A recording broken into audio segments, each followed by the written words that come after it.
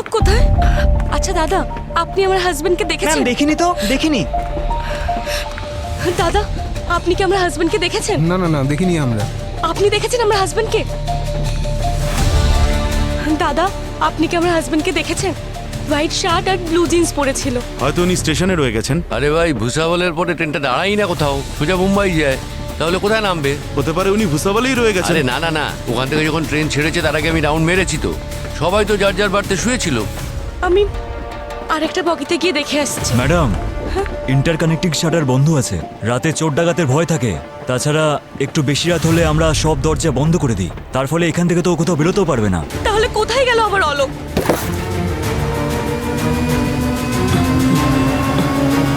এসব কি? এসব কি? কেউ আছেন? এখানে রক্ত সিটের নিচে। শুনুন শুনুন, সাইডে যান। গোপাল, এটা খোলো।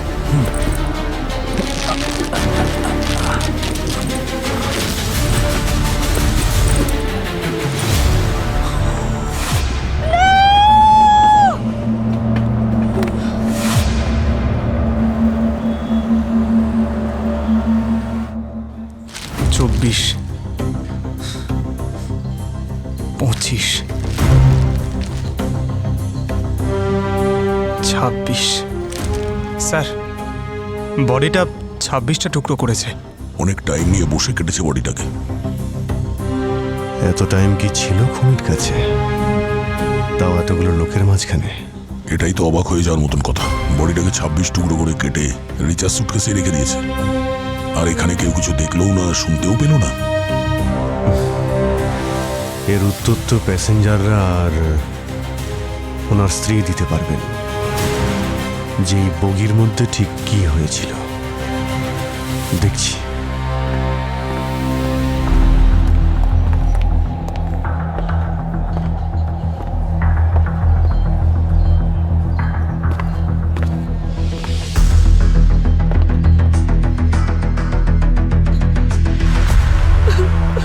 রিচা দেবী, আমি সিআইডি থেকে। আমার অলোক, আমার অলোককে ফিরিয়ে দিন স্যার। আমাকে ছেড়ে কিভাবে যেতে পারে? প্লিজ, আপনি নিজেকে শান্ত করুন। আপনার কেন মনে হচ্ছে যে ও আপনার স্বামী অলোক? ওনাকে তো চিনতেই পারা যাচ্ছে না। স্যার, ওই ব্রেসলেট, আংটি, ড্রেস সবই ওর ছিল। রাতে শোয়ার সময় এটা পরেই ঘুমিয়েছিল। ওনাকে ওয়েটিং রুমে নিয়ে যান। আপনি প্লিজ গিয়ে বিশ্রাম নিন।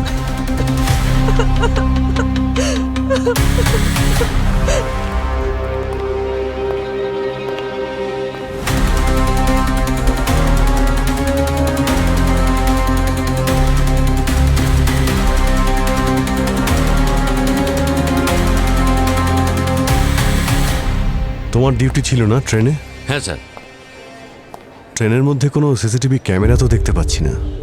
না স্যার, এখনও এটা লাগানো হয়নি। অন্যান্য কয়েকটা হয়েছে, শিগগিরই এটাতেও লেগে যাবে।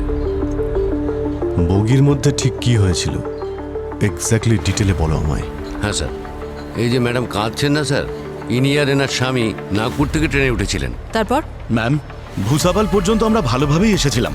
আমরা রাতের বেলা গেমও খেলেছিলাম, ডামসারাজ। আমি সেটার ব্লগও তৈরি করেছি। ম্যাম, এই দেখুন। তখন ধরুন রাত ওই 2:30 বাজে। ভোসাওয়াল থেকে যখন ট্রেনটা ছেড়ে গেছে, তখন আমরা সবাই নিজের বাড়িতে শুতে চলে যাই। রিচা দেবী নিচের বাড়িতে শুয়ে পড়েন, আর অলোকবাবু ওপরের বাড়িতে। সকাল এই ধরুন 6:30টার সময় যখন ট্রেনটা মুম্বাই স্টেশনে পৌঁছবে, তখন রিচা দেবী জোরে জোরে চিৎকার করছিলেন, ওনার হাজব্যান্ডকে পাওয়া যাচ্ছে না, কোথায় গেলেন ওনার হাজব্যান্ড। আর এই ট্রেনের দরজাগুলো? স্যার, ভুসাওয়াল থেকে ট্রেন কন্টিনিউয়াস চলে, আর মুম্বাইতে এসেই থামে। 4.5 ঘন্টার জন্য আমি সব দরজা বন্ধ করে দিয়েছিলাম।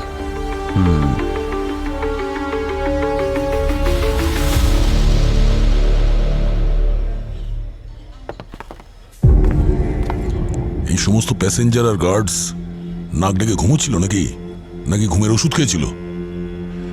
এত লোকজন ভর্তি বগিতে কেউ কিছু এখানে ঘটতে দেখেনি, শোনেওনি। কি করে সম্ভব? হ্যাঁ স্যার, হাড় তো ভীষণ শক্ত হয়, আর এটাকে কাটার জন্য ওয়েপনে তো পাওয়ারফুল হওয়া দরকার। হ্যাঁ স্যার, এমন জাদু তো কোনো জাদুকরও দেখাতে পারবে না স্যার। এই বগিটা খুব ভালো করে সার্চ করো। যদি এই বডিটা ট্রেনের ভেতরে কাটা হয় তাহলে রক্তের ফোঁটা নিশ্চয়ই থাকবে। দেখো একটু। ম্যাডাম, আমার ঘুম হচ্ছে বিড়ালের মতো, যদি একটা ছুঁচো পড়ে না আমার ঘুম ভেঙে যায়। আর এখন তো জানতে পারছি একটা মানুষের মাথাটাই পুরো থেতলে দেওয়া হয়েছে, তার শরীরকে টুকরো টুকরো করে দেওয়া হয়েছে, আর আমি একটু আওয়াজও শুনতে পেলাম না। এটা তো কখনোই হতে পারে না। স্যার, আমাদের থেকে 10 ফুট দূরত্বে অলোক আর রিচার্জ সিট ছিল। আমি আর আমার সিনিয়র বন্ধু সারা রাত দরজার বাইরেই ছিলাম। আমরা থাকাতে তখন এসব কিছুই হয়নি। আর ঘুমের মধ্যে যদি কিছু হয়? আমি কিন্তু বুঝতে পারলাম না স্যার। আরে তোমাদের তো ঘুম তো পায় নাকি? 3টে থেকে 5টার মধ্যে এই সময়টা কিন্তু খুবই বিপজ্জনক। অনেককেই ঘুমোতে দেখেছি। যা বলবে খুব ভেবে চিনতে বলবে। আমার কানে কিন্তু লাই ডিটেক্টর লাগানো আছে। স্যার, আমাদের ঘুমানোর জন্য নয়, মানুষের সুরক্ষার জন্য রাখা হয়েছে। আমরা সিআইডির লোক না হতে পারি, কিন্তু মানুষের জন্য আমরাও প্রাণ দিতে পারি। ভেরি গুড বিকাশ বাবু, খুব ভালো। এটাই তো চাই। আপনাকে আর আপনার টিমকে আমি কোনো সন্দেহ করছি না, কিন্তু কি করব, আমাদের কাজটাই সন্দেহ করা। মাঝে মধ্যে এরকম বলতেই হয় আমাদের।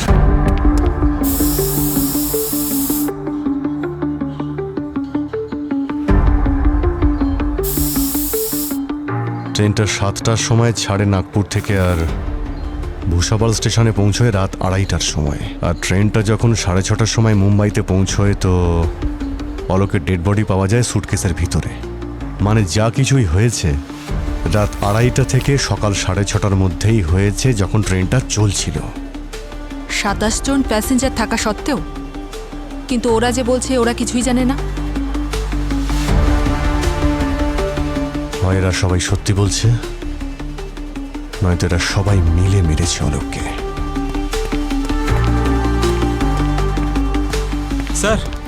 স্যার পুরো বগি চেক করেছি, কিন্তু যে ব্যাগটা থেকে রক্ত ঝরে পড়ছে সেই ব্যাগটা ছাড়া আর কোথাও কোনো রক্ত নেই। তার মানে খুনি খুব ভালো করে পরিষ্কার করেছে বগিটার। কোনো মার্ডার ওয়েপন কিছু পেয়েছো? না স্যার, কোথাও কিছু পাওয়া যায়নি। রক্তের ফোঁটা শুধু ব্যাগের আশেপাশেই রয়েছে।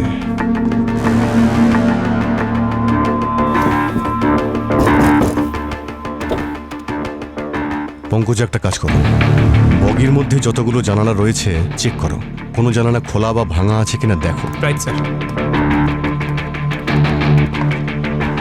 মার্ডার ওয়েপনটা হাওয়াতে মিলিয়ে গেল নাকি? একটা কাজ করি দয়া, প্যাসেঞ্জারদের যতগুলো ব্যাগ আছে সবকটা চেক করে দেখি। যদি মার্ডার ওয়েপন বাইরে না ফেলা হয় তাহলে কারো না কারো ব্যাগে অবশ্যই পাওয়া যাবে।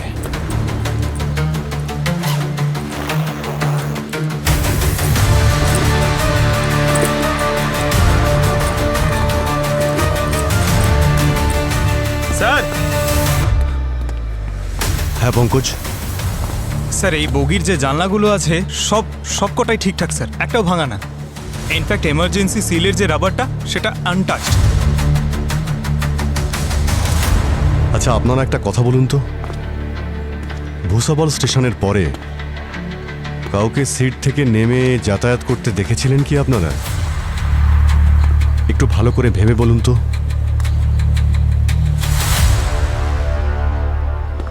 অদ্ভুত, সিট থেকে সোজা সুটকেসের ভিতরে। স্যার, একটা শেভিং ব্লেডও পাওয়া যায়নি কারোর ব্যাগ থেকে। অদ্ভুত ব্যাপার অভিজিৎ, চলন্ত ট্রেনে খুন হয়েছে। ট্রেন কোথাও দাঁড়ায়নি, কেউ ট্রেন থেকে নামেও নি, কেউ ট্রেনে ওঠেও নি। আর যত প্যাসেঞ্জার আছে তাদের মধ্যে কেউ খুনিকে দেখেও নি। তার উপরে মার্ডার ওয়েপন সেটাও পাওয়া যায়নি। লাশটা টুকরো টুকরো করে সুটকেসের মধ্যে ভরে দেওয়া হয়, কিন্তু বগিতে কোথাও রক্তের চিহ্নও নেই, শুধু ওই সুটকেস ছাড়া যার মধ্যে লাশ ছিল। সব দরজা বন্ধ ছিল, আর এদিকে আরপিএফরা নিজেদের ডিউটি করছিল। তাহলে খুনি এলো কোথা থেকে আর কোথায় উধাও হয়ে গেল? খুনি নয়, ভূত। হ্যাঁ, আমার মনে হচ্ছে কোনো ভূতের গন্ডগোল আছে। আমি কাল রাতে একটা সাউথ ইন্ডিয়ান ফিল্ম দেখছিলাম। ভূত নিজের মৃত্যুর প্রতিশোধ নেওয়ার জন্য ট্রেনে আসে। কি স্যার, আপনিও না, ভূত বলে কিছু হয় না। দেখো দয়া, যদি চলন্ত ট্রেনের বগি থেকে কেউ বাইরে না যায় আর কেউ ভিতরে না আসে, তাহলে এর মানে পরিষ্কার খুনি এদের মধ্যেই কেউ হবে। আরে কি মজা করছেন স্যার? আমাদের কয়েক ঘন্টা ধরে আটকে রেখেছেন, সবার জিজ্ঞাসাবাদও হয়ে গেছে, এবার আমাদের যেতে দিন। আর নয় তো কি, কোর্টের ফয়সালাগুলো আপনারা এখানেই করবেন? হ্যাঁ, এগুলো একদম ভুল হচ্ছে। এক মিনিট দাঁড়ান। কোর্ট যা করবে সেটা পরে দেখা যাবে, কিন্তু যতক্ষণ না আমাদের মধ্যে কেউ আপনাদের এখান থেকে যেতে বলছে, কেউ নিজেদের জায়গা থেকে নড়বেন না, বুঝেছেন আপনারা? এই বগিতে একটা খুন হয়েছে, খুন। আর যদি চলন্ত ট্রেন থেকে কেউ বাইরে না যায় আর কেউ ভিতরে না আসে, এর মানে পরিষ্কার খুনি আপনাদের মধ্যে কেউ। আমরা কেন মারবো ওকে? আমরা তো ওনাকে চিনিও না। তল্লাশি নেওয়া হবে, সবার তল্লাশি হবে।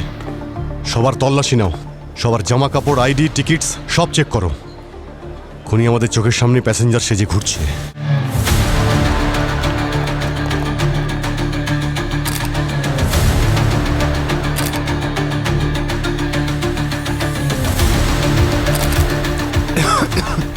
Thank you. ওয়েলকাম। স্যার সমস্ত প্যাসেঞ্জার চেক হয়ে গেছে, কিন্তু কিছু পাওয়া যায়নি। পেয়েছি স্যার, পেয়ে গেছি, খুনিকে পেয়ে গেছি স্যার। আমি বলছি, এই পুরো বগিটাতে 27 জন লোক ছিল, এখন আমাদের সামনে 26 জন দাঁড়িয়ে আছে, মানে 27 নম্বর জনই খুনি স্যার। যেই ট্রেনটা থামলো অমনি পগার পার ও পালিয়ে গেল। বলছি দাদা, 27 নম্বর প্যাসেঞ্জার ট্রেন থেকে পালায়নি। 27 নম্বর প্যাসেঞ্জার লাল সুটকেসের মধ্যে মরে পড়ে আছে, অলোক। এবার নিশ্চয়ই আপনি বুঝতে পেরেছেন পঙ্কজ বাবু। Sorry sir, sorry. পঙ্কজ, লাশটাকে পোস্টমর্টমের জন্য পাঠিয়ে দাও, ওকে? হ্যাঁ sir, sorry sir, sorry sorry. Abhijit, আমরা বরং আরেকবার অলোকের স্ত্রীকে জিজ্ঞাসাবাদ করি। না মানে বুঝতে পারছি না, যদি ওই খুনি চাইতো লাশটাকে তাহলে ট্রেনের বাইরে ফেলতে পারতো বা নিজের সঙ্গে নিয়ে যেতে পারতো, কিন্তু এটা করেনি। ও রিচার স্বামীকে মেরে ওর লাশটাকে রিচার সুটকেসেই কেন রেখে দিল? আপনারা আমাকে সন্দেহ করছেন স্যার? আমি আর অলোক একে অপরকে খুব ভালোবাসতাম।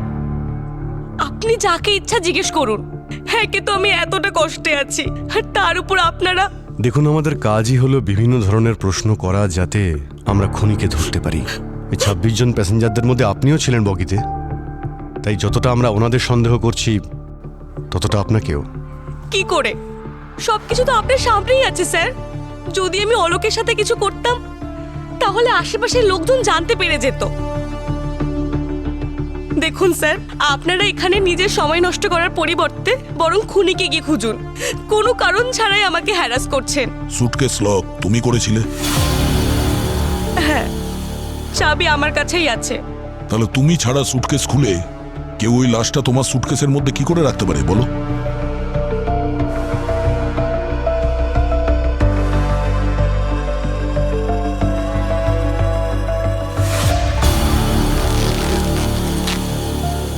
এটা আমার ব্যাগ। আরে এটা আপনারই ব্যাগ, আমি চুরি করছি না। এটা আমার ব্যাগ নয়। কি? এটা তোমার ব্যাগ নয় মানেটা কি? একটু আগেই তো এটা তোমার ব্যাগ ছিল, এখন ফেসে গেছো বলে বাহানা করছো। স্যার, এটা আপনি ধরুন, আপনি একবার চেক করে দেখুন। এটা আমার সুটকেসের মতন দেখতে ঠিকই, কিন্তু আমার নয়। আমার সুটকেসের সামনে জিপটা ভাঙা ছিল। তাহলে তোমার সুটকেসটা কোথায়? জানি না স্যার, আমি তো আমার বাড়ি থেকে নিজের সুটকেস নিয়েই বেরিয়েছিলাম। হয়তো যে খুনি সে চেঞ্জ করে দিয়েছে। স্যার, আমার কিছু মনে নেই। নাগপুর থেকে যখন ট্রেনে উঠলাম তখন সুটকেসটা আমার কাছে ছিল না। অভিজিৎ, এই চাবিটাই সুটকেসের নয়। এর মানে হলো খুনি তোমার মতো লাল রঙের সুটকেস নিয়ে ট্রেনে ওঠে, তোমার স্বামীকে খুন করে আর বডিটা টুকরো টুকরো করে এই সুটকেসে ঢুকে চলে যায়। আমি জানি না স্যার। তাহলে তোমার সুটকেস কোথায়? তোমার সুটকেস খুনি নিয়ে গেছে? ভুসাওয়ালের পর ট্রেন কোথাও দাঁড়ায়নি? জানি না স্যার, আমি কিচ্ছু জানি না, কিচ্ছু জানি না আমি স্যার। অভিজিৎ, আমি আর অবনী নাগপুর স্টেশনে গিয়ে খোঁজ নিই, যেখান থেকে এই গল্পটা শুরু হয়েছে। ওখান থেকেই কিছু জানতে পারবো। ঠিক আছে, চলো। পঙ্কজ স্যার, ভুসাবল স্টেশন থেকে মুম্বাই পর্যন্ত যতটা রেল ট্র্যাক আছে তুমি ড্রোন দিয়ে চেক করো, দেখো কোনো লাল ব্যাগ বা মার্ডার ওয়েপনের মতো কোনো জিনিস পাওয়া যায় কিনা। স্যার আপনি খড়ের গাদায় ছুঁচ খুঁজতে বলছেন? আমাদের কাছে আর কোনো উপায় নেই পঙ্কজ। খুনিকে ধরার জন্য যদি খড় পোড়াতে হয় তাহলে পুড়িয়ে দাও। যাচ্ছি স্যার। স্যার, হ্যাঁ পূরবী? স্যার প্যাসেঞ্জাররা ইরিটেট হচ্ছে, কি করব? ঠিক আছে, ওনাদের নাম আর ঠিকানা তো আছে আমাদের কাছে, যেতে দাও, কিন্তু ওনাদের বলো শহর ছেড়ে যেন না যায়। ওকে স্যার, কিন্তু স্যার এই রিচা? রিচার বিরুদ্ধে আমাদের কাছে যথেষ্ট প্রমাণ নেই। যেতে দাও, কিন্তু 24 ঘন্টার ওপর নজর রাখবে।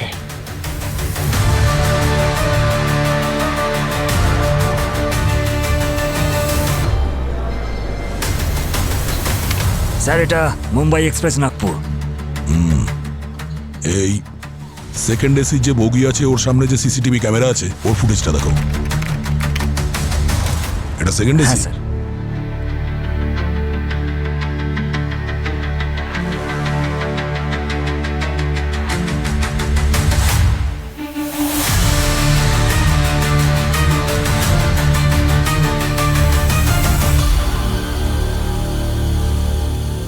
এক মিনিট, একটু পজ করো, একটু রিওয়াইন্ড করো।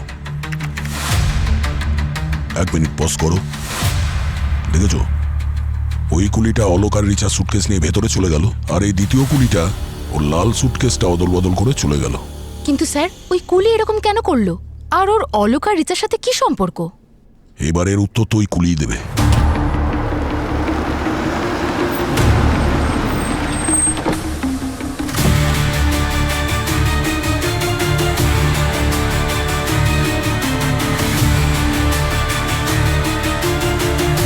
এই সেই কুলি।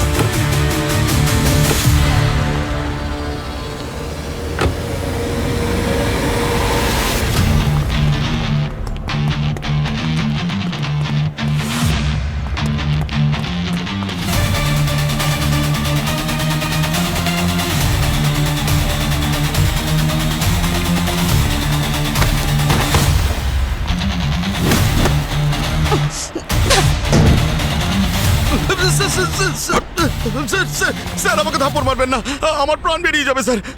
আমি সব সত্যিটা বলছি। তাড়াতাড়ি বল। একজন মহিলা এসেছিল আমার কাছে, ওনার কাছেও এরকম লাল সুটকেস ছিল। উনি ওই সুটকেসটা আমাকে অদল বদল করতে বলে, আর তার বদলে 3000 টাকা আমাকে দিয়ে দেয়। এটা আমার পারিশ্রমিকের অনেক বেশি ছিল বলে কাজটা আমি করে দিই স্যার। ওই লাল সুটকেসটা কোথায়, যেটা তুমি ঠেলা গাড়ি থেকে নিয়েছিলে? ম্যাডাম, উনি তো ওটা সঙ্গে নিয়ে চলে গেছেন। ওই ম্যাডামের মুখ মনে আছে তোমার, যে তোমাকে লাল সুটকেস দিয়েছিল? না না স্যার, ওনার মুখটা ওনা দিয়ে ঢাকা ছিল স্যার।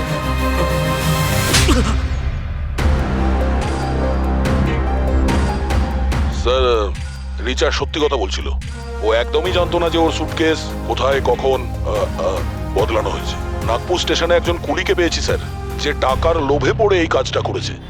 ওকে কোনো মহিলা এই কাজটা করার জন্য টাকা দিয়েছিল। ওই মেয়েটার মুখ দেখেনি স্যার, মুখটা ঢাকা ছিল।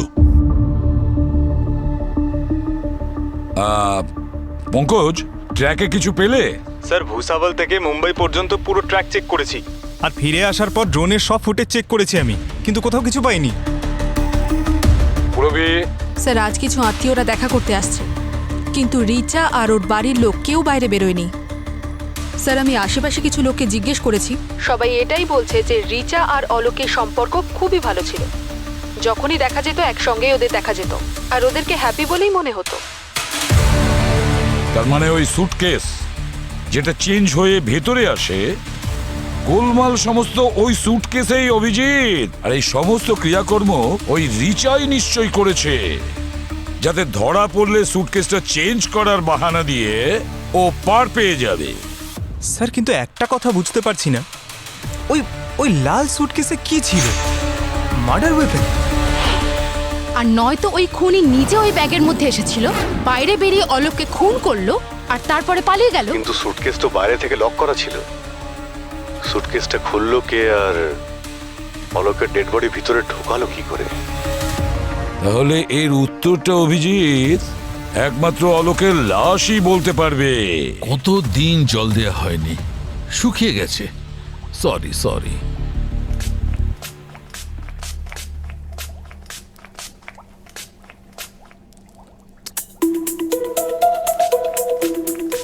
স্যার, বাহ স্যার, প্লাস্টিকের স্কেলেটন। এটা একজন খিটখিটে লোক আমায় গিফট করেছে। স্যার, একটা কথা জিজ্ঞেস করবো? করো। স্যার, এসিপি স্যার কি এই মডার্ন টেকনোলজির ব্যাপারে ওয়েল আপডেটেড? ওর নাম এসিপি প্রদ্যুমন। এসিপির মস্তিষ্ক এআই এর থেকেও বেশি developed, and never ask this kind of questions, particularly regarding ACP সাহেব।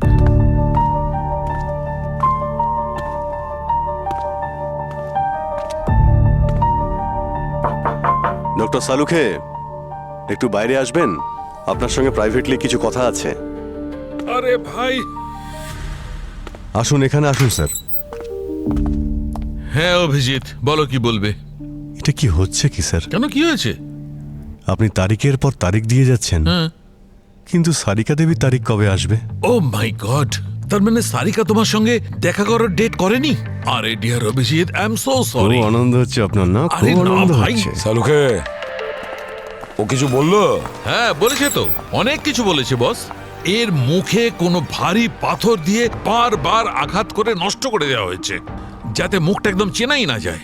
আরে কিছু নতুন বলুন স্যার, এটা আমরা সবাই জানি। আচ্ছা, হ্যাঁ, এত বড় ফরেন্সিক এক্সপার্ট আপনি, তাই এমন কিছু বলুন যেগুলো আমরা জানি না, নতুন কিছু। দেখলে কিছু ভুল বলেছে কি? কিছু ভুল বলেনি। আচ্ছা, তবে এটা কি তোমার জানা আছে, লাশটা যে এত টুকরো হয়েছে সেটা কোনো ইলেকট্রিক কাটার দিয়ে কাটা হয়েছে?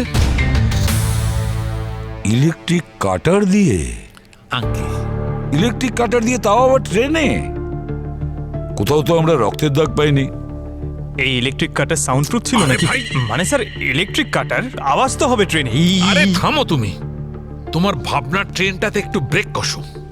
বস, এই লাশটা ট্রেনে কাটাই হয়নি। তাহলে কি তোমার বাড়িতে কেটেছে? আরে আরে ভাই তুমি কি যে কথা বলো না। স্যার, স্যার এই লাশকে কোথায় আর কখন কাটা হয়েছে বলুন না। দেখো, আমি এটুকু জানি এই লাশটা 3 দিনের পুরনো, পচে যাতে না যায় তাই এতে ফরমালিন দেওয়া ছিল। 3 দিন পুরনো? আগে হ্যাঁ। আরে স্যার, কাল রাত 3টে পর্যন্ত অলোক ট্রেনের মধ্যেই ছিল, প্যাসেঞ্জাররাও দেখেছে, আমরাও তো ভিডিওতে তাই দেখেছি। স্যার, যদি এই লাশ 3 দিনের পুরনো হয় তাহলে অলোকের তো হতেই পারে না। এই লাশটা অলোকের নয়, অলোক বেঁচে আছে। অলোক যদি বেঁচে থাকে তাহলে এই লাশ কার স্যার? সেটাই তো আমাদের খোঁজ নিতে হবে, যে এই লাশটা আসলে কার। সেটা আমি কি করে বলবো ভাই? আরে তোমরা খোঁজো লাশটা কার। স্যার, আমার মাথাটা কি ঘুরছে স্যার। এই ডেড বডিটা যারই হোক, সেই ডেড বডিটা নাগপুর স্টেশনে ঠিক তখনই তোলা হয় যখন সুটকেসটা অদল বদল করা হয়। এই ডেড বডিটা কাটা অবস্থাতেই ট্রেনে আনা হয়। ঠিক বলেছ অভিজিৎ, কেউ তো রিচাকে ফাঁসানোর চেষ্টা করছে এই অলোকের মার্ডার কেসে। তাহলে অলোক কোথায় চলে গেল স্যার?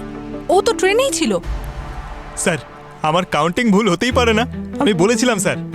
স্যার, ওই 27 নম্বর প্যাসেঞ্জার অলোকই ছিল যে ট্রেন থেকে গায়েব আরে হয়েছিল। ভাই পঙ্কজ, কয়েক মিনিটের জন্য তুমি ওই ট্রেন থেকে নেমে এসো। আগে আমাদের এটা খোঁজ নিতে হবে যে এই লোকটা কে, যাকে রিচাকে ফাঁসানোর জন্য এত নির্মমভাবে হত্যা করা হয়েছে। আর অলোকের উধাও হওয়ার সঙ্গে এই লোকটার কি সম্পর্ক? অভিজিৎ, এই লাশের টিকিট নাগপুর থেকে কাটা হয়। এর ব্যাপারে সমস্ত কিছু ওখান থেকেই জানা যাবে, নাগপুরে। কি, অলোক বেঁচে আছে? বাবা, তুমি শুনলে অলোক বেঁচে আছে?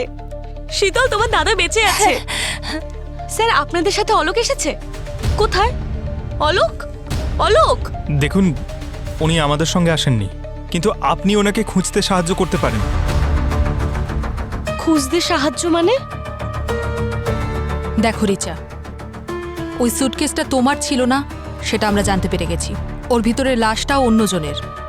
তোমার স্বামী অলোক যে তোমাকে খুব ভালোবাসে, ট্রেন থেকে হঠাৎ করে কেন, কখন, কোথায় উধাও হয়ে গেল, এই রহস্য ভেদ করতেই আমাদের সাহায্য করতে হবে।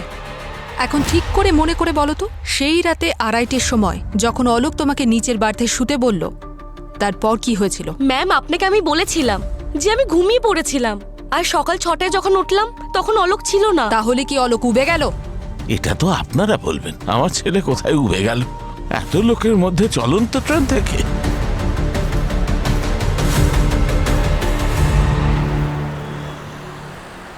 পুরনো কথাগুলো আমি আরও একবার রিপিট করছি যে অলোক আর রিচা নাগপুর থেকে স্টেশনে ওঠে, মাঝপথে ওরা দুজন খাবার খায়, গেম খেলে, তারপর একটু মজা করে, আর তারপরে রাত 2:30টার সময় যখন ট্রেন ভুসাবল থেকে ছাড়ে তখন অলোক তার স্ত্রী রিচাকে এই বার্তে শুইয়ে দেয়, আর তারপর নিজে শোবে বলে ওপরের বার্তে উঠে যায়। আর এদিকে আরপিএফ এর জওয়ানরা এই কম্পার্টমেন্টের সমস্ত দরজা আর এই ইন্টারকানেক্টিং শাটার্সগুলোকে লক করে দিয়েছিল, আর তারপর নিজের জায়গায় এসে বসে গেছিল ডিউটি করার জন্য। কি ডিউটি করছিলে তো? হ্যাঁ স্যার। ঘুমোনি তো? একদম না। আর রাতটা খুব সহজেই কেটে যায়।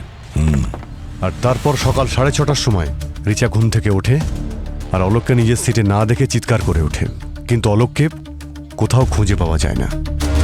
ট্রেনের বগির সবকটা জানালা ঠিক আছে, তার মানে হলো অলোক কোথা থেকে আর কি ভাব।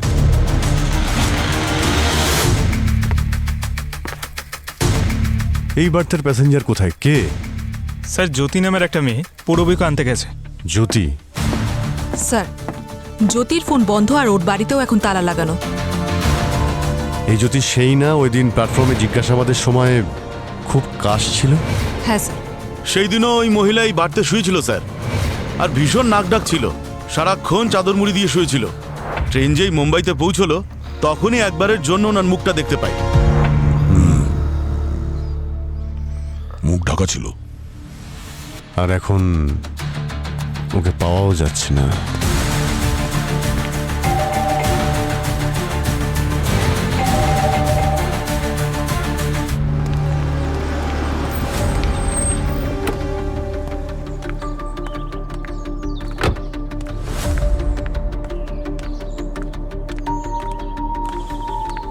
বলুন, কার সঙ্গে দেখা করতে চান? অ্যাকচুয়ালি আমরা জ্যোতির সঙ্গে দেখা করতে চাই। আমি জ্যোতি, বলুন কি দরকার?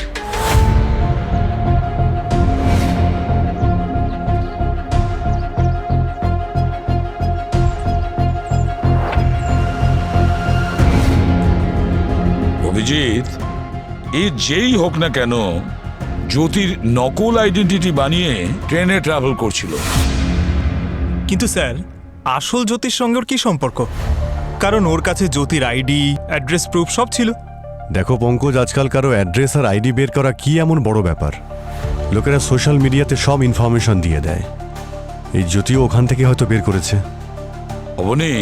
হ্যাঁ স্যার। আচ্ছা, তুমি কি এআই ইউজ করে এই মেয়েটির ফেস একটা ছেলের ফেসে কনভার্ট করতে পারবে? আমি বলতে চাইছি তুমি জেন্ডার চেঞ্জ করতে পারবে? হ্যাঁ স্যার, এআই সফটওয়্যার দিয়ে হয়ে যাবে। তাহলে তাড়াতাড়ি করো অবনী, এটা তো জানতে পারবো যে এই নকল ফেসের পেছনে আসল ফেস কোথায় লুকিয়ে আছে।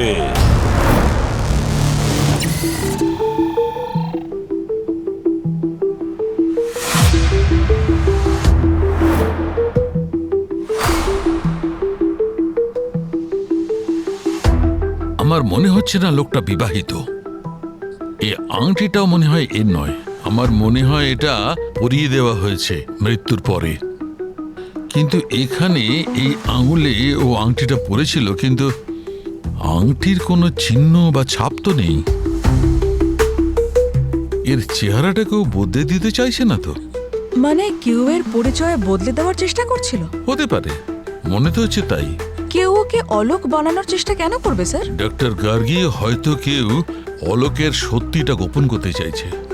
Right sir. তুমি কিছু পেয়েছো নাকি? হ্যাঁ স্যার, ওর পায়ের নিচের চামড়াটা কেউ কেটেছে। কেটেছে? পায়ের চামড়া কেন কাটবে? খাওয়ার জন্য স্যার। খাওয়ার জন্যে? মাই গড, তার মানে ক্যানিবাল এখানে এই শহরে? ক্যানিবাল নয় স্যার, ইঁদুর। ও,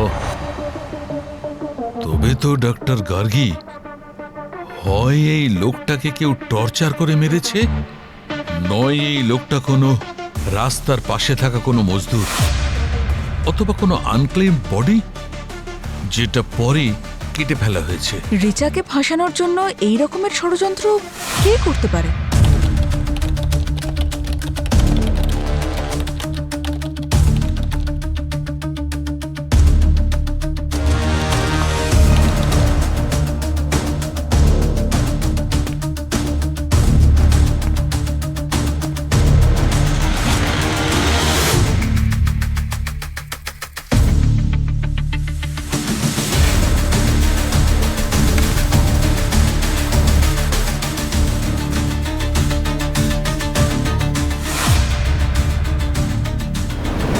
অলোক?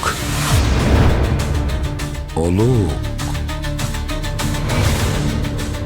তাহলে এই অলোকই জ্যোতি সেজে ওর সিটে বসেছিল। কিন্তু স্যার ওই সিট নাম্বার 12তে কে ছিল? কিন্তু প্যাসেঞ্জাররা তো বলছিল ওখানে নাকি কেউ শুয়ে সারাদিন নাক ডাকছিল। যদিও রিচার স্বামী অলোক হয়ে থাকে, তাহলে রিচা ওকে চিনতে পারলো না কেন যখন ও জ্যোতি সেজে ঘুরে বেড়াচ্ছিল? এটা কোনো মুভি স্টোরি নয় যেখানে হিরো কস্টিউম আর হেয়ার স্টাইল বদলে হিরোইনের সামনে ঘুরে বেড়াবে আর ওকে চিনতেই পারবে না।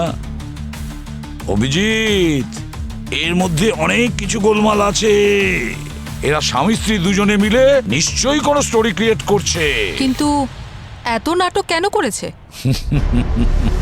এত নাটক কেন করেছে এর উত্তর একমাত্র রিচাই দিতে পারবে। এসব কি বলছেন আপনারা? আমার ছেলে এমনটা করবে কেন? সেটা তো আপনার বৌমা রিচাই বলতে পারবে। কোথায় উনি? ডেকে আনুন তো। আমি ডাকছি। বৌদি, বৌদি, বৌদি কোথায়? বৌদি, বৌদি ঘরে নেই। রিচা, রিচা,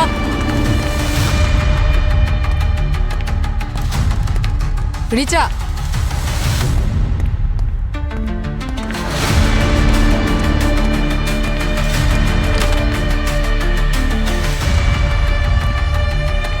জামা কাপড় কোথায় রাখে? কবার্ডেই রাখে ম্যাম। সুটকেস? সুটকেসও ওখানেই থাকে।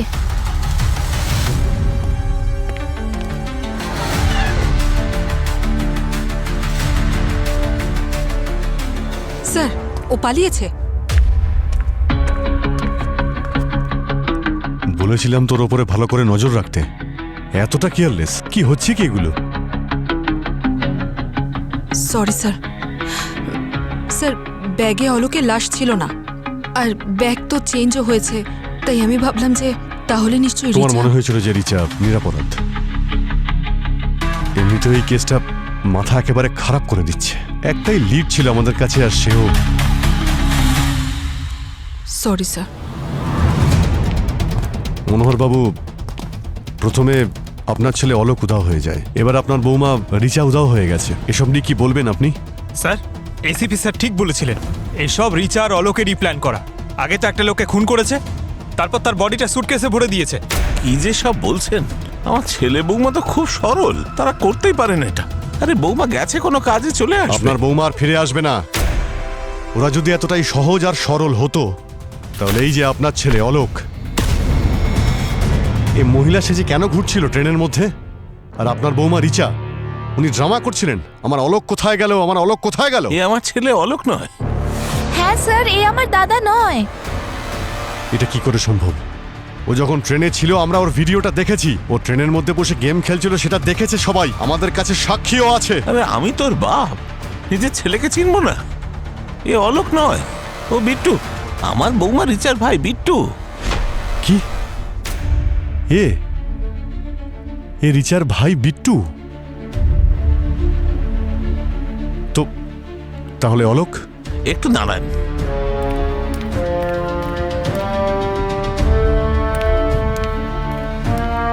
এই হলো আমার ছেলে অলোক। স্যার, তার মানে রিচা ওর ভাই বিট্টুকে নিজের স্বামী অলোক বানিয়ে নাগপুর থেকে ট্রাভেল করছিল। স্যার, এসব হচ্ছেটা কি এই কেসে?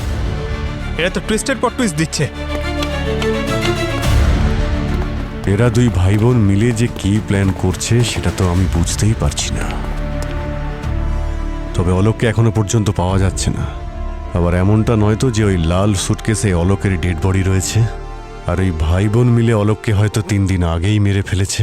তাহলে এই অটোওয়ালাই বলবে এখান থেকে স্টেশনের পথে এমন কোন জাদু হয়েছে যাতে একটা মানুষের মুখই বদলে যখন গেছে। দয়ার হাত পড়ে না, তখন অনেক বড় বড় হুনুর হেঁচকি বন্ধ হয়ে যায়। স্যার, রিচা আর বিট্টুর খোঁজ পাওয়া গেছে। কোথায়? ওরা ওদের বাবার ক্রেডিট কার্ড সোয়াইপ করেছে।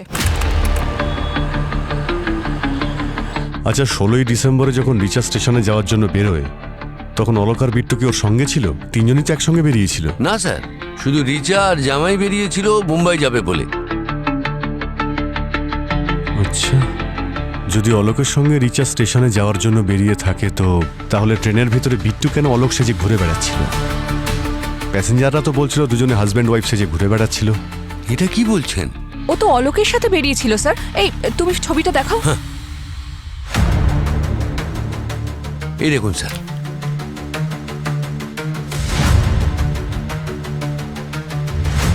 আপনার ছেলে বিট্টু এখন কোথায় ও? স্যার জানি না, সেদিনের পর থেকে ও ঘরে ফেরেনি। তো অদ্ভুত কেস ভাই। রিচা ওই দিন আসল অলোকের সঙ্গে এখান থেকে বেরিয়েছিল, আর রাস্তাতে অলোক কোথাও উধাও হয়ে যায়, আর বিট্টু অলোক সেজে ট্রেনে ওঠে। স্যার,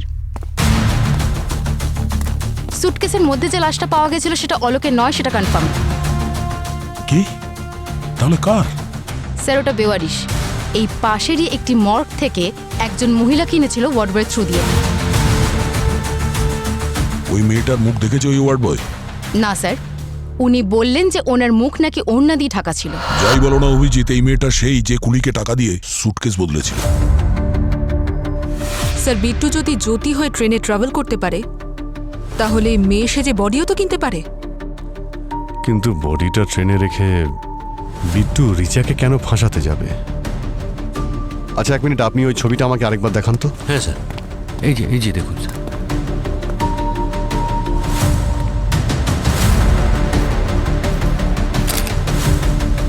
তাহলে এই অটোওয়ালাই বলবে এখান থেকে স্টেশনে যাওয়ার পথে এমন কি জাদু হয়েছিল যে একজন মানুষের মুখই বদলে যায়।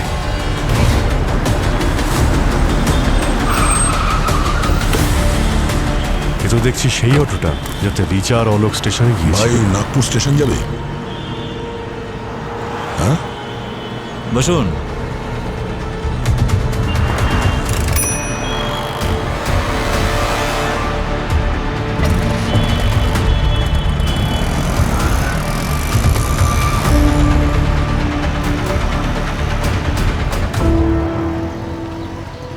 জিজ্ঞেস করুন স্যার, যা জিজ্ঞেস করা হয় করুন। আমি পুলিশের লোকেদের মিথ্যে বলি না। তুমি কি করে জানলে যে আমরা পুলিশের লোক? স্যার, নাগপুরে স্টেশনে যাচ্ছেন আর হাতে কোনো লাগেজও নেই, আর আপনাদের দেখে লোকালও মনে হচ্ছে না, আর পার্সোনালিটিও আপনাদের সাধারণ লোকের মতো নয়। আমি গেস করে নিয়েছি। আসলে কি বলুন তো স্যার, আজকাল এত ক্রাইম হচ্ছে না, সেই সব দেখে দেখে আমার মাথাটাও সিআইডির মতো কাজ করছে।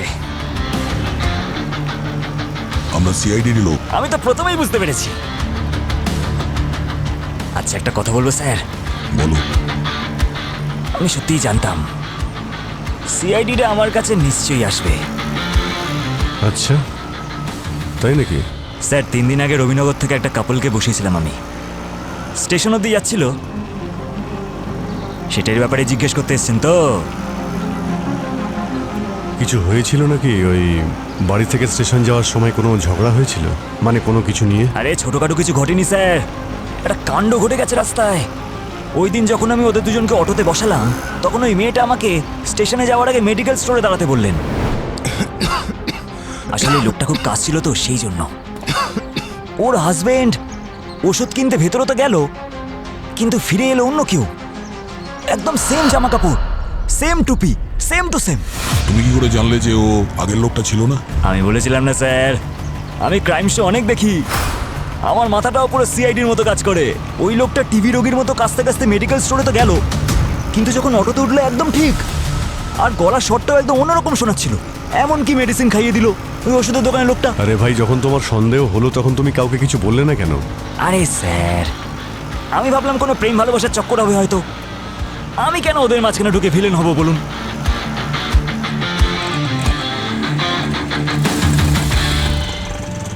কি হলো কি ভাই, এখানে কেন থামালে? স্যার, এখন নিশ্চয়ই আপনারা মেডিকেল স্টোরে যাবেন।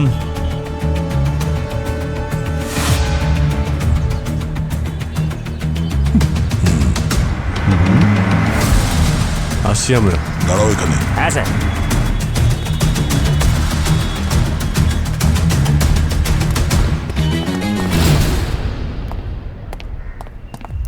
আমি কথা বলছি। আরে দাদা, এই যে আমার বন্ধুটা না, এর মুখ দেখতে দেখতে না আমি বোর হয়ে গেছি। এমন কিছু ওষুধ দিন যাতে করেই চোখ মুখ একেবারে বদলে যায়। দেখুন দাদা, এইরকম তো কোনো ওষুধ নেই, আর মুখটাই যদি বদলাতে হয় তো প্লাস্টিক সার্জারি করান। আরে কি বলছেন কি দাদা আপনি? প্লাস্টিক সার্জারির আবার কিসের প্রয়োজন? এই 2-3 দিন আগে আপনার কাছে আমার এক বন্ধু এসেছিল, আপনার ওষুধ খেয়ে একেবারে চেঞ্জ হয়ে গেছে। হ্যাঁ, একরকম হয়ে এসেছিল এখানে আর অন্য রকম হয়ে বেরিয়ে গেল এখান থেকে। তোমরা দুজন নেশা টেশা করে আসুনি তো? তোমরা জানো না আমি কে? একবার যদি আমার মাথাটা বিগড়ে যায় না, ভূমিকম্প হয়ে যাবে, ভূমিকম্প। যাও, বেরো এখান থেকে, নইলে। হ্যাঁ, ভূমিকম্প তো হবেই। আমরা সিআইডি অফিসার।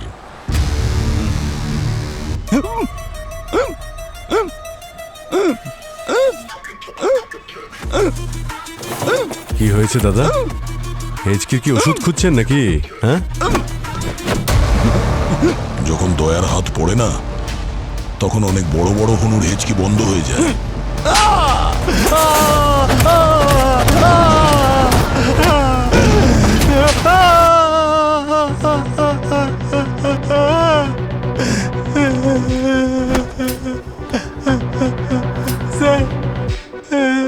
আমার দোকানটা খুব লসে যাচ্ছিল, তাই বিট্টু আমার খুব পুরনো বন্ধু এসে বললো, তাই ও আমাকে এসে বললো যে তোকে আমি 3 লাখ টাকা দেবো। ওর জামাইবাবু অলোককে মার্ডার করতে হবে।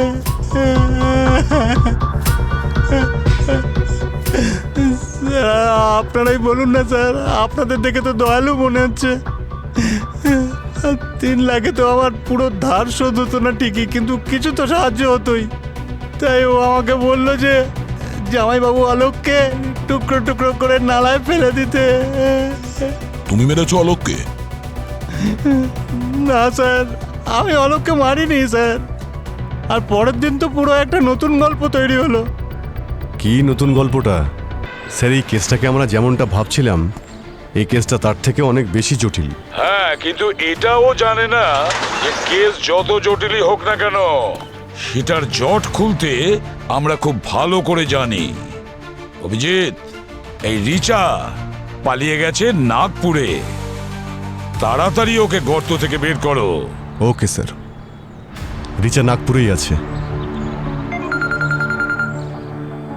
হ্যাঁ পুরবি, বলো। স্যার, রিচা আর বিট্টুর খোঁজ পাওয়া গেছে। কোথায়? ওরা নিজেদেরকে খুব স্মার্ট মনে করছিল। ওরা ওদের বাবার ক্রেডিট কার্ড সোয়াইপ করেছে, তাও আজই, আশা লজে। Good job Purabi, very good. Thank you sir. Asha lodge. কে? Room service.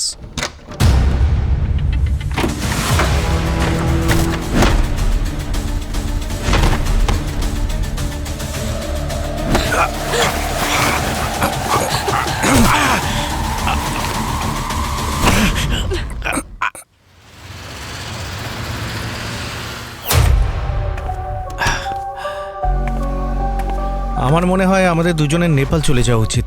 ওখানে আমার ভালো চেনা জানা আছে, দুজনেই সেফ থাকবো। কে? Room service. আমি দেখছি।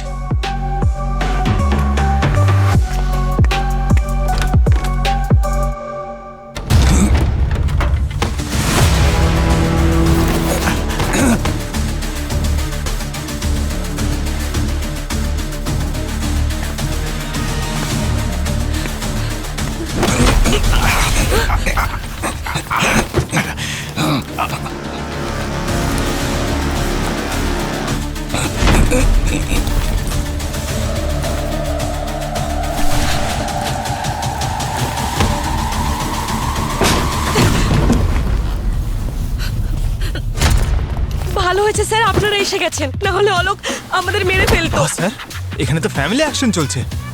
আরে ভাই, এরা তো দেখছি একে অপরকে মেরেই ফেলবে। আমি এসব ভায়োলেন্স আবার দেখতে পারি না। ভাই দয়া, গিয়ে থামাও না ওদের।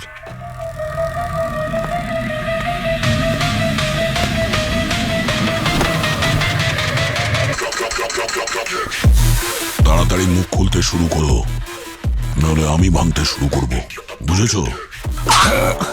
বাহ বাহ বাহ, তোমরা তো ডেইলি শপের ভালো ড্রামা বানিয়েছো দেখছি। ওয়াইফ তার শালার সঙ্গে মিলে জামাইবাবুকে খুন করার প্ল্যান তৈরি করে, কিন্তু জামাইবাবু তার স্ত্রী আর শালার প্ল্যানটা পুরো ভেস্তে দেয়। আর সেই জামাইবাবু মেডিকেলের লোককে বেশি করে টাকা দেয়, আর তারপরে স্ত্রী আর শালাকে নিজের খুনের অপরাধে ফাঁসিয়ে দেয়। বাহ বাহ বাহ, চোরের ওপর বাটপারি, কিন্তু চোরের পুরস্কার ফক্কা। স্যার পরের দিন অলোক এলো আর এসে বলল যে বিট্টু আর আমার বিষয়ে ও সব জেনে গেছে, আর ও আমাকে কাউন্টার অফার দিল আর আমায় স্পষ্ট বলল যে আমাকে 6 লাখ টাকা দেবে। আর আমার খুব টাকার দরকার ছিল, তাই আমি ওর প্রস্তাবে রাজি হয়ে গেলাম। আর ও এটাও বলল যে বিট্টুকে বলে দিও যে তুমি অলোককে মেরে ফেলেছো। যদি এখন উত্তর দাও শাস্তি কম হলেও হতে পারে, এবারে তাড়াতাড়ি বলো। বিট্টু একটা পঞ্জি স্কিমে টাকা ডাবল করার জন্য অলোকের কাছ থেকে 30 লাখ টাকা নিয়েছিল, কিন্তু সব টাকা হেরে যাওয়ার পর অলোক বিট্টুকে বলেছিল আমাদের নাগপুরের বাড়িটা অলোকের নামে করে দিতে। বাড়িটা যদি জামাইবাবুর নামে লিখে দিতাম তাহলে বয়স্ক মা বাবাকে নিয়ে রাস্তায় নামতে হতো। এই জন্য আমরা দুজনে মিলে প্ল্যান করেছিলাম যে জামাইবাবুকে মেরে ফেলবো। কিন্তু আমি ভয় পেয়েছিলাম যাতে বিট্টু অলোকের খুনের দায়ে ধরা না পড়ে যায়। এই জন্য আমি বিট্টুকে আইডিয়া দিয়েছিলাম যাতে ও যেন অলোক সেজে আমার সাথে ট্রেনে উঠে পড়ে আর ঠিক সময় বুঝে ট্রেন থেকে নেমে পড়ে। আর যদি অলোকের ডেড বডি পাওয়াও যায় তাহলে আমার কাছে প্রমাণ থাকতো যে অলোক তো ট্রেন থেকে উধাও হয়ে গেছিল, আর এটা পুলিশ কখনোই জানতে পারতো না যে অলোককে কে আর কখন মেরেছে। স্যার আমার কি ভুল ছিল? আমি বিট্টুকে টাকা ধার দিয়েছিলাম, তো আমি তো আমার টাকা ফেরত চাইবই না। তার মানে তো এটা নয় না যে ওরা আমাকে মেরে ফেলবে। সেই জন্য যখন এদের প্ল্যান শুনলাম তখন আমি এদেরই ফাঁসানোর প্ল্যান করলাম। আমি তখন মহিলার ছদ্মবেশে একটা লাশের ব্যবস্থা করলাম, আর ওই মহিলার ছদ্মবেশে কুলিকে সেটিং করলাম যাতে ট্রেনে আমার লাশ পাওয়া যায় আর রিচার ফাঁসি হয়ে যাক। এদের দুজনের সঙ্গে এরকমই হওয়া উচিত স্যার, বরং আমার সারা জীবন আফসোস থাকবে যে এদের দুজনকে আমি নিজের হাতে মারলাম না কেন। স্যার সব রহস্যই ভেদ হলো, কিন্তু একটাই থেকে গেল। তুমি অলোক হয়ে যদি ট্রেনে বসেছিলে তাহলে চাদরের তলায় নাক ডাকছিল কে? চাদরের তলায় তোষক ছিল। আর নাক ঢাকা সাউন্ড রেকর্ড করে আমরা সেটা অন করে দিয়েছিলাম। বাহ, প্ল্যানটা তো তোমরা অনেক ভেবে চিন্তে করেছিলে দেখছি, কিন্তু একটা কথা মনে রেখো, ক্রাইম কোনোদিন পারফেক্ট হয় না। সে অপরাধী যত চালাকই হোক না কেন, শেষমেশ ধরা সে পড়বেই। লোভ আর প্রতিশোধের ভাবনায় তোমরা অন্ধ হয়ে গিয়েছিলে। এবার সারা জীবন জেলের ভেতরে ছটপট করো। নিয়ে যাও এদের।